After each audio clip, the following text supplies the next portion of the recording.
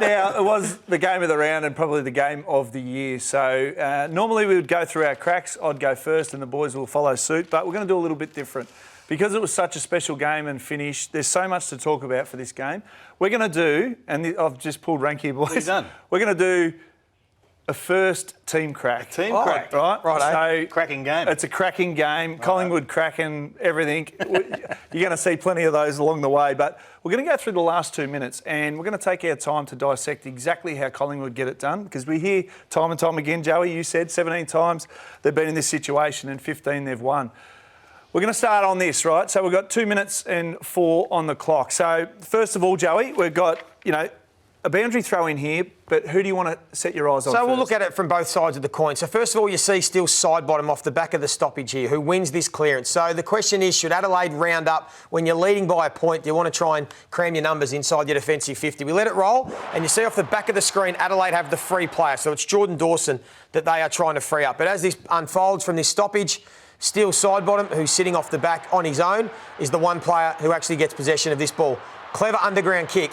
Now, Kingy, you want to touch on this? Oh, this is incredibly intelligent from a young player to say, OK, we need a point. Because if he tries to keep that in, Dawson will swoop and they will take the ball out and then you're out of time. You've got a minute and a half then to try and wrestle another opportunity. So to tap that through and then the discussion with Jamie Elliott. What are you doing? Said, mate, hey, I've got this covered.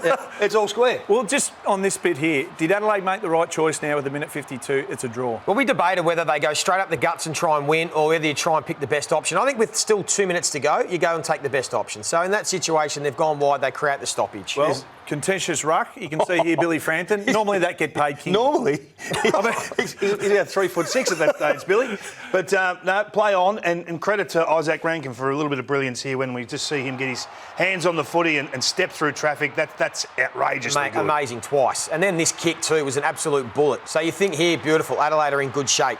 But as we let the play go and you pause it right here, this effort by Hoskin Elliott to get back and not give away a free kick for front on contact and get the spoil in from running from half forward, coming from half forward where he was, incredible. And look at the numbers. So Collingwood true to themselves, swarming back, looking to outnumber. So Mitchell arrives, diffuses a problem. Markov's getting there, and then they reset again for the next stoppage. So this is the part of it I want to talk about. So right now the game's up for grabs. Collingwood win this clearance. OK, bang. What decision do you make? Do you sit back and hold and not get scored against? No. Pause. Collingwood, go. Look at them. The outnumber Kingy. That's what we've seen. 4v3. Around this contest on the wing. So true to yourself. So who are we? We're an outnumbered team and we take risks by rolling up. That's what we're going to do. You either beat us playing our game or we beat you playing our game. 4v3, the fourth person is Crisp. That's significant. He was the one that spread from that stoppage. You can see some other midfielders, Hoskin Elliott, Taylor Adams, they were all at that stoppage charging forward. Here's Hoskin Elliott and then side bottom who we had highlighted playing as that wing, pushing as hard forward as he can to get in a position. That's awesome. It's awesome play. It's just gut running off a proactive position. Now, I don't know whether he meant to kick a point or not. He's not going to tell us the truth because they've trained this every session throughout pre-season. This is where I was like, OK, what are you doing this? I didn't play down in defence, but I would think the direct route home when you've got to win this game of football would be straight down the middle. We all thought that, but if you go back to Anzac Day last year, remember Scotty Pendlebury played on and they took this exact play. They didn't go down the middle because everyone else thinks look at the numbers. It's going down the middle. Look where Collingwood's numbers are. So we praised Scott Pendlebury last year for going, or was it Darcy Moore that went out to the wing when to get it out to Elliott. So I think Jordan Dawson's done the right thing here. He's seen the player, so it gets to him. And if you look here, again, the oval, and you pause it here, right, this is Collingwood again. Look at them still swarm.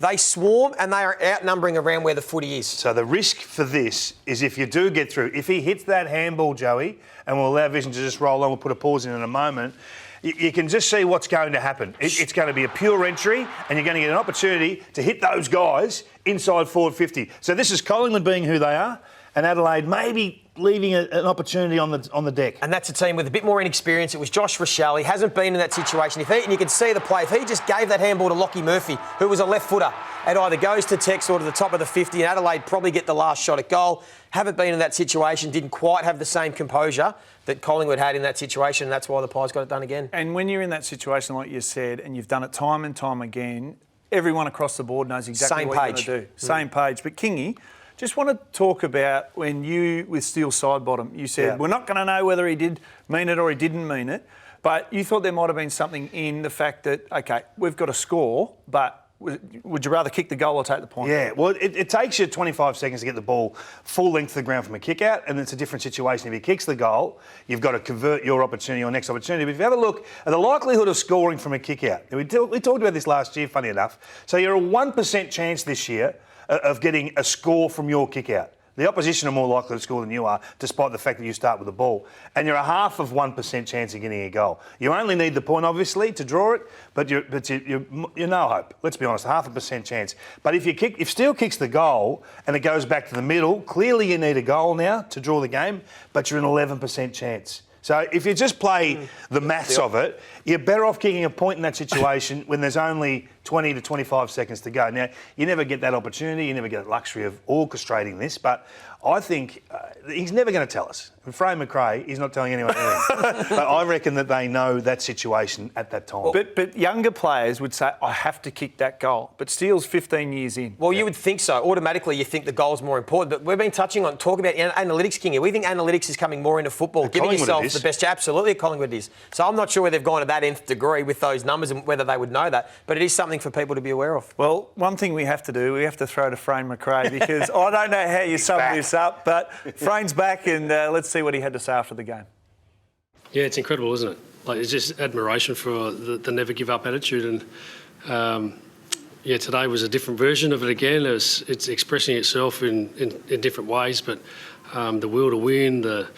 I've said this multiple times. We've got good method, so players go to a system that goes, all right, we're behind, we need to win, so let's do this, and they all know what they need to do through repetition. And last year we were in this position so many times, so we get to practice it more than anyone else in the competition, so I get that. But I've just admired the want.